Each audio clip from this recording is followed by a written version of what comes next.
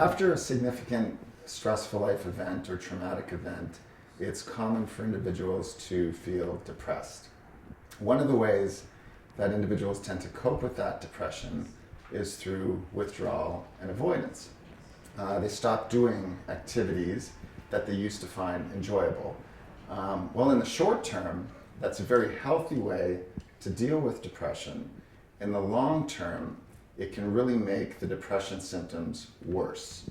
And what ends up happening is that you feel depressed, you start to behave differently, you start to withdraw, become passive, and that ends up making the depression worse. So a vicious cycle starts to occur, and you find yourself trapped in that cycle.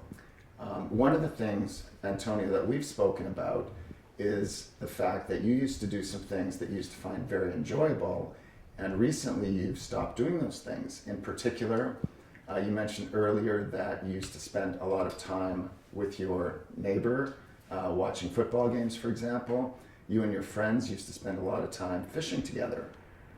And it sounds like recently you've not been doing those things. Yeah, that's been the case for me. First, I just didn't have time. Then I just didn't feel like I was interested. And now I just don't have the energy to get out and do things. Well, Antonio, I can understand how you could feel that way. And it's natural that when you would feel depressed, you would begin to engage less in activities that you used to enjoy. Thankfully, the opposite is also true.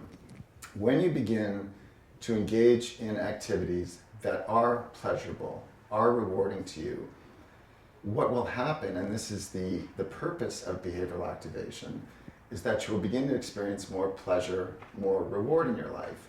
Your thoughts will improve, they'll become more rational, more logical, and your mood should also be improved as well too.